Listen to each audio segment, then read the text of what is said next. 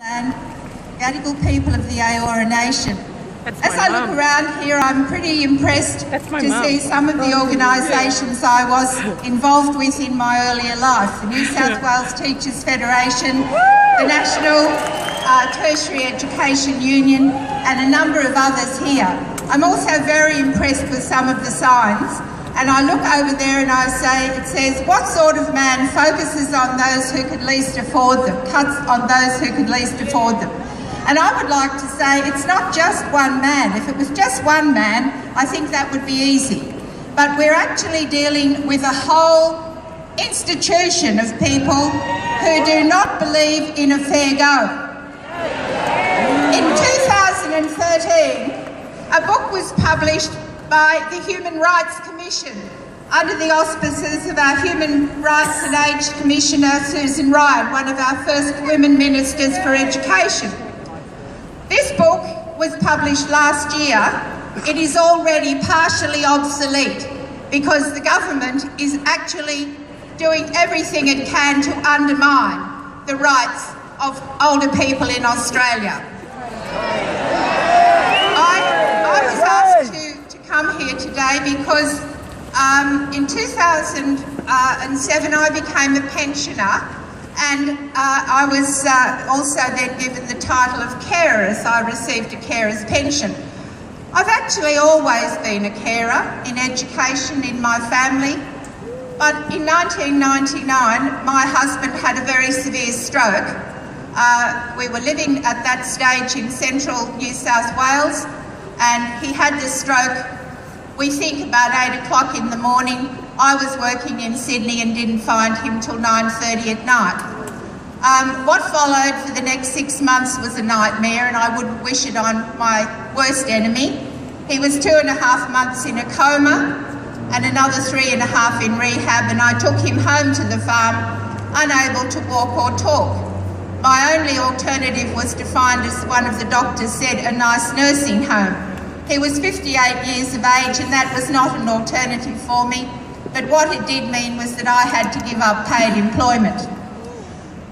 The changes to this most recent budget, I feel, have demonised people in many cases who cannot speak for themselves.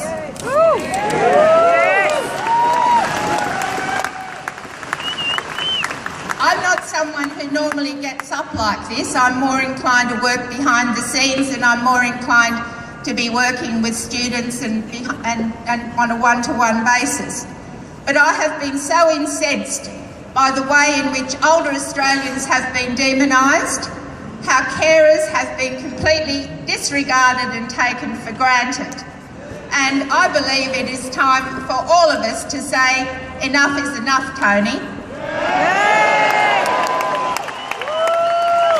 We do not have an economic crisis in this country by any measures other than those of our own coalition politicians. We have been designated as doing pretty well on OECD statistics, so a lot of what is being fed to us via the media and elsewhere is basically lies and deception.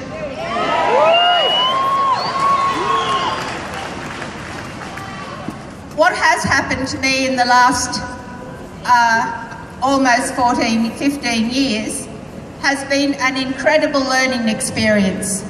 I thought I understood disability.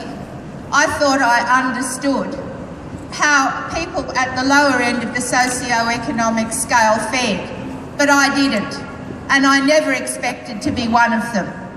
I went to university on a teaching scholarship. I worked for most of my working life, but when trauma hits you, and it can hit anybody, you can be knocked over by a car, you can fall somewhere and injure yourself, you can be in a car accident, you can have a stroke, you can have a terminal or a debilitating disease, and that can change your life immediately. And it changes the lives of everybody in your immediate family and circle. What is really important is that we Australians will stand together to fight these people who wish to put a division through us. those people who are not worth anything because they don't earn a lot of money, and those that we are supposed to regard as somehow our peers, not our peers but our betters, because they earn a lot of money.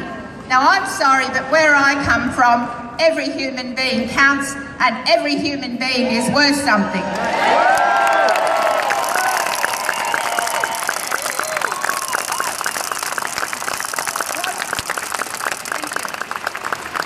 What I would like to say is the impacts on people are going to be enormous, particularly for those who do not own their own homes.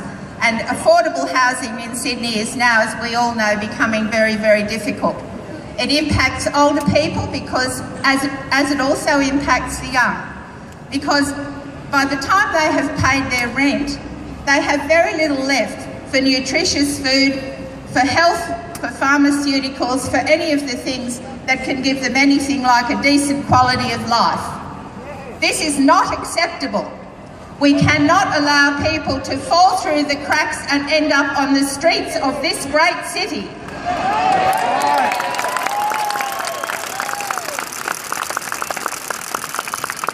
As proud Australians, we must stand together and show respect for older fellow Australians, not demonise them and not treat them with the destructive and divisive and undignified rhetoric of this coalition government.